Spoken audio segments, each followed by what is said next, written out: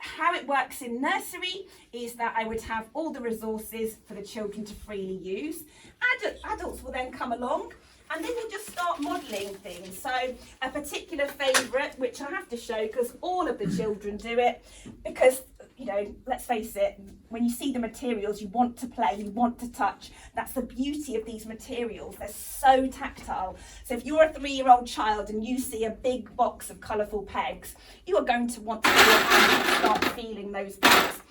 What my children do is often my boys, but, you know, again, girls do it too. It's, you know, they're not, you know, gender specific. They love making towers, and they will make towers that are taller than me, and they try and see how many pegs they can get in their tower before it comes toppling down, to see if they can get it as tall as me or taller. And we have great fun with that, because obviously after a while they start bending over, but they normally get a really good long tower.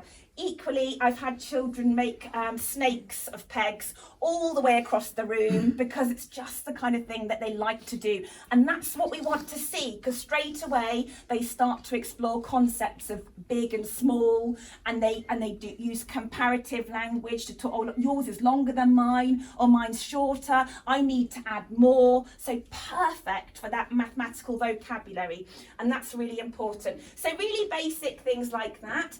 Then you know, an adult might come along and say, oh, this is really interesting. Look, I'm going to make a tower as well.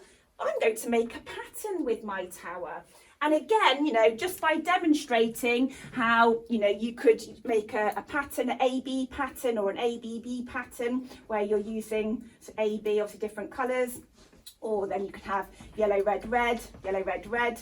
You can demonstrate that patterning, and again you can show your unit of repeat in the pattern really well, so you can show which element of your pattern you're repeating. Literally by stepping in and modelling that and walking away, the children are then naturally going to start creating patterns, and you can then make them more complex as you go along.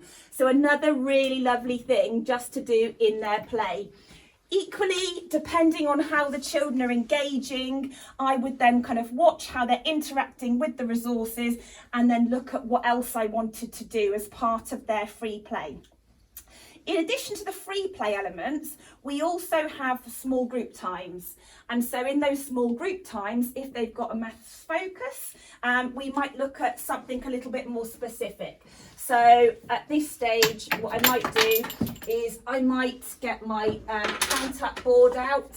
I would have the count-up board on the carpet with the children and the children around me, and we might start looking at how we can the step counting, so how the rods differ in sizes and how we can use them to count.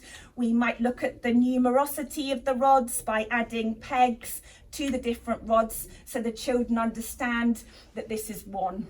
And so we would explore that in different ways. Again, the thing that's so marvellous about this resource is that it's so versatile. So, you know, you can use it in this way, you can use it without the pegs, with the pegs. You can build up the numbers this way as well.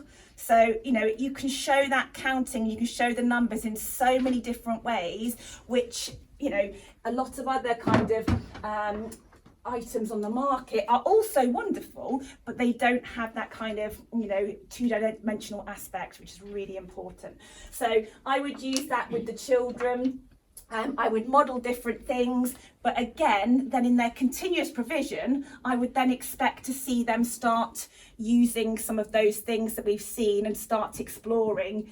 Equally, they will start to naturally want to build up some of the resources like that, so you can see how they can make 3 with different numbers.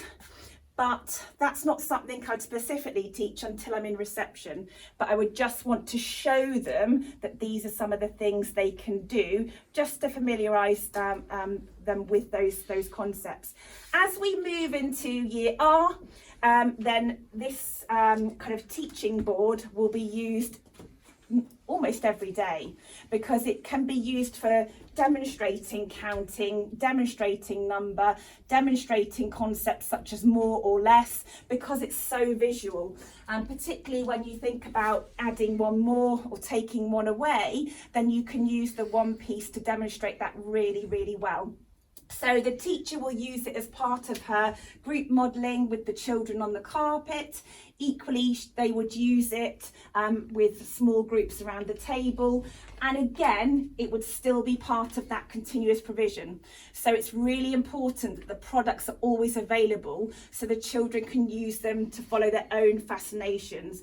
And so, they might like to start creating problems for each other, which is really important as well, and looking at different ways they can solve it.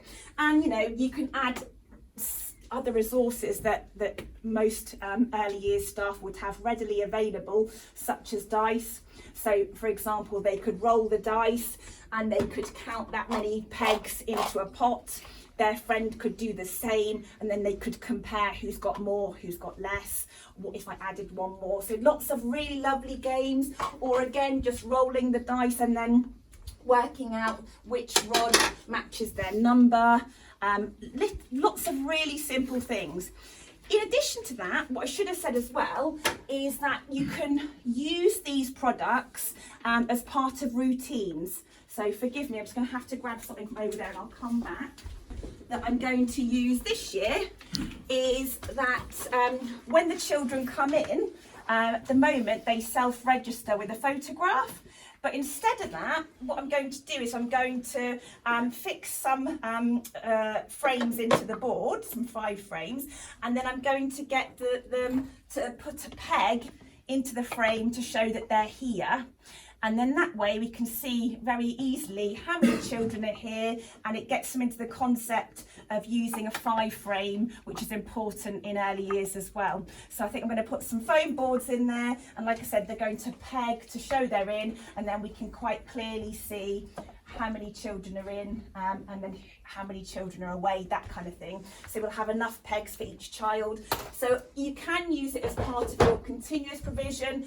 Equally, you can take photographs of the rods to show how many children can play in an area.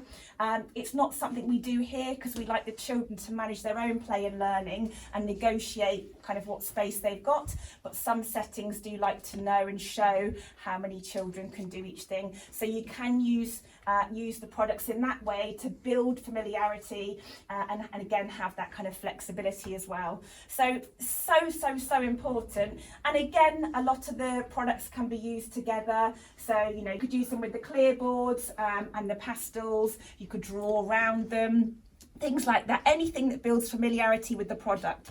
But like I said, so versatile. Just to kind of show the way that we use kind of count up within school, is that you start with that exploratory play, you move on to that guided exploration, you then have modelling from the teacher, you then go back to exploratory play but with scaffolds, so a bit of support. You then use it to consolidate their key ideas, again to support guided problem solving and independent problem solving, and crucially you're then leading on to that deep rooted thinking, so that mastery approach where they really do know the numbers, that have that clear number sense, and they can then use that knowledge to build other concepts, which when you meet with my colleagues shortly, you will see just how important this stage is to then really get the benefit of those products later on. We are in a really transient area, being near the docks and things. We have lots of children that join us at different stages. Often children join us in year 1, year 2, and often from other countries. And so, for example, many of our children are Polish, and in Poland they don't start formal education until they're 6.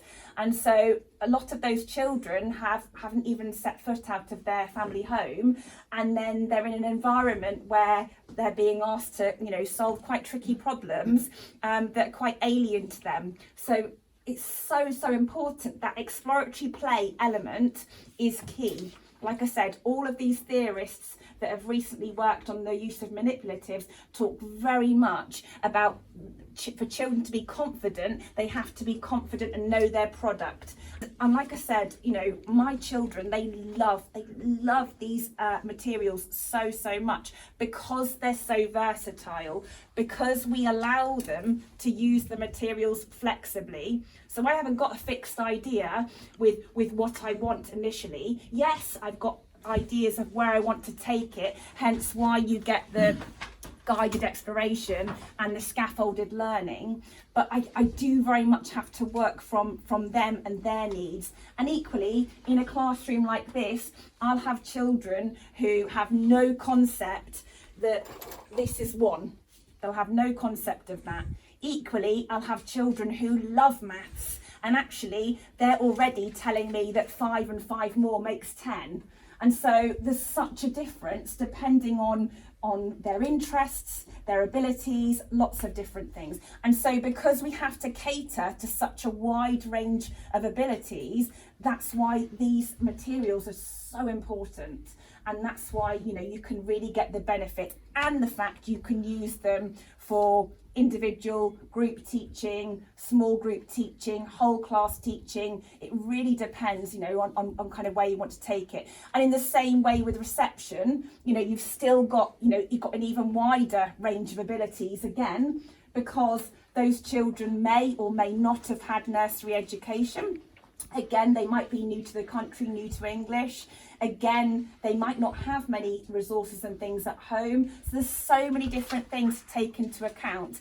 And I know that when you listen to Catherine, she will talk more about kind of those children 5+. But again, this kind of flow chart is still the same, even as you go through the school. They've got to play, and then obviously learn, and then play and learn. And so we can never underestimate the benefit of play.